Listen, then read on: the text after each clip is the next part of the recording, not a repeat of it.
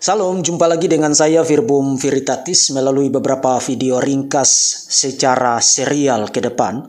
Saya akan membahas sejumlah pertanyaan historikal atau sejumlah problem sejarah terkait dengan di infansi naratif, narasi masa kanak-kanak Yesus yang tercatat di dalam Injil-Injil kanonik, lebih khusus lagi dalam kaitan dengan momentum kelahiran Tuhan Yesus Kristus. Nah, dalam seri yang pertama ini saya mengajak kita untuk mengajukan dan menjawab sebuah pertanyaan sejarah, mengapa Yusuf harus membawa Maria ke Bethlehem.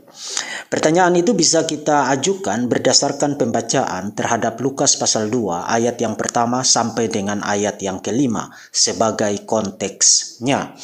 Pada waktu itu Kaisar Agustus mengeluarkan suatu perintah menyuruh mendaftarkan semua orang di seluruh dunia. Inilah pendaftaran yang pertama kali diadakan sewaktu Kirenius menjadi wali negeri di Syria. Maka pergilah semua orang mendaftarkan diri masing-masing di kotanya sendiri. Demikian juga Yusuf pergi dari kota Nazaret di Galilea ke Yudea, ke kota Daud yang bernama Bethlehem, karena ia berasal dari keluarga dan keturunan Daud, supaya didaftarkan bersama-sama dengan Maria tunangannya yang sedang mengandung. Nah, dari 5 ayat pertama Lukas pasal 2 memang ada sejumlah pertanyaan sejarah yang perlu diberikan jawabannya.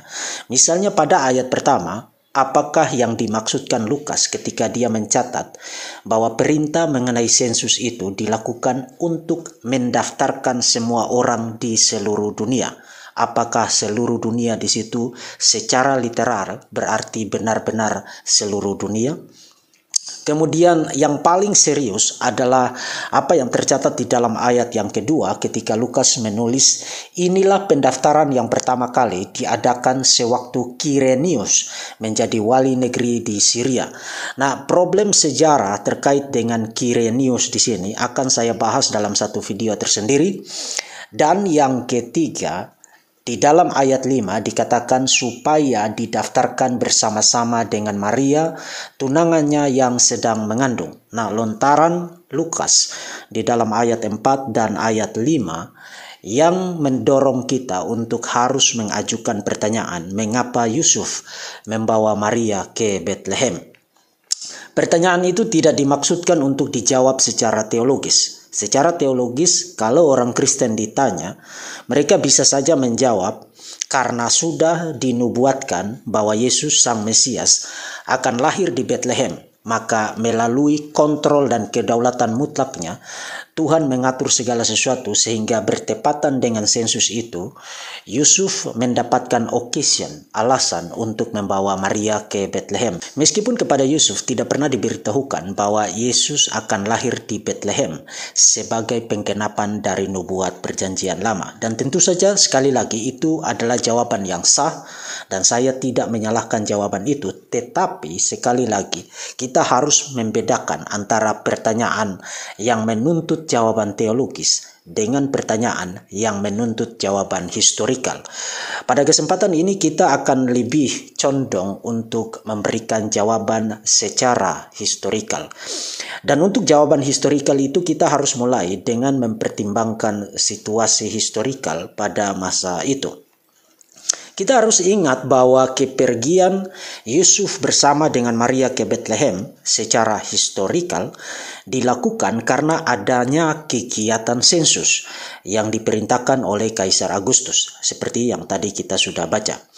Maka saya tergelitik untuk bertanya, haruskah sensus itu dihadiri oleh seluruh anggota keluarga yang hendak disensus pada masa itu? Kalau jawaban dari pertanyaan itu adalah jawaban ya, maka kita tidak perlu lagi memperpanjang materi dari video ini, kita berhenti sampai di sini. Tapi sayang sekali, secara historikal jawabannya adalah tidak. Tidak harus seluruh anggota keluarga. Dalam hal ini, seorang istri tidak harus ikut bersama dengan suaminya untuk memenuhi mandat pengadaan sensus tersebut. Nah, pertanyaan ini juga semakin menarik karena kalau kita membaca Injil Matius, Matius menerangkan mengenai karakter Yusuf sebagai seorang pria yang tulus dan saleh. Seorang pria yang tulus dan saleh tentu saja dengan mempertimbangkan situasi tunangannya Maria yang sedang hamil, mungkinkah pria semacam ini membawa istrinya yang sedang hamil itu melakukan satu perjalanan? Tentu saja bukan perjalanan yang mudah, padahal sensus itu tidak harus dihadiri oleh tunangannya Maria. Nah, untuk memastikan kepada saudara bahwa seluruh anggota keluarga, pada masa itu tidak harus seluruh anggota keluarga itu ikut memenuhi sensus tersebut, saya akan memperlihatkan kepada saudara 3 kutipan dari sejumlah pakar sejarah yang menulis mengenai sensus pada abad pertama. Kenneth Bailey, Professor of New Testament Study, dia sudah meninggal, pernah mengajar di sejumlah institusi terkenal seperti Fuller Theological Seminary, termasuk juga di Princeton Theological Seminary. Bailey menulis, di Timur Tengah para pria biasanya mewakili keluarga mereka dalam setiap urusan resmi atau hukum. Kemudian Maurice Sartre, seorang sejarawan asal Prancis, ahli dalam sejarah kuno, menyatakan, untuk alasan-alasan yang tidak kita ketahui, seharusnya tidak ada alasan bagi dia, dalam hal ini Yusuf, untuk membawa istrinya bersama dia, karena kepala keluarga selalu harus meregistrasi seluruh anggota keluarganya. Dengan kata lain, menurut Bailey dan Sartre, pada masa itu kalau ada sensus semacam itu, kehadiran kepala keluarga saja sudah cukup untuk mewakili seluruh anggota keluarganya. Maka kembali lagi kepada pertanyaan yang menjadi inti pembahasan historikal di dalam video ini. Mengapa Yusuf harus membawa Maria ikut bersama dia ke Bethlehem? Nah, untuk menjawab pertanyaan itu, ada yang mengatakan bahwa Yusuf mengetahui bahwa Maria akan segera melahirkan. Karena ia ingin berada di dekat Maria saat melahirkan, maka ia membawa Maria bersama dengan dia. Ada pula yang menyatakan bahwa karena tidak ada keharusan bagi Yusuf untuk membawa Maria ke Bethlehem, maka kisah Lukas merupakan sebuah rekayasa sejarah. Nah, menurut saya Yusuf membawa Maria saat itu meskipun tidak ada keharusan terkait dengan sensus itu untuk membawa Maria. Yusuf membawa Maria karena situasi Maria sendiri. Di dalam Injil Matius kita tahu bahwa Yusuf adalah seorang yang tulus hati seperti yang tadi sudah saya indikasikan. Dan orang semacam ini tidak ingin mempermalukan Maria. Nah, sebelum malaikat itu mendatangi Yusuf dan memberitahukan kepadanya perihal kehamilan Maria, Yusuf memang berniat untuk menceraikan Maria secara diam-diam.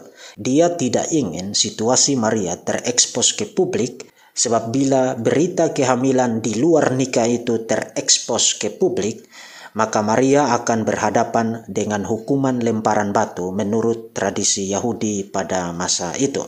Nah, kebanyakan kita mungkin saja abai untuk mempertimbangkan tekanan berat secara psikologis, termasuk juga kekhawatiran Maria sebagai seorang gadis dalam konteks sosio-religius yang sangat ketat pada masa itu, termasuk juga Yusuf yang saat itu bertunangan dengan Maria. Nah, mungkin saja kebanyakan di antara kita abai untuk mempertimbangkan tekanan lebih lanjut pasca malaikat itu menyampaikan hal sebenarnya yang terjadi pada Maria.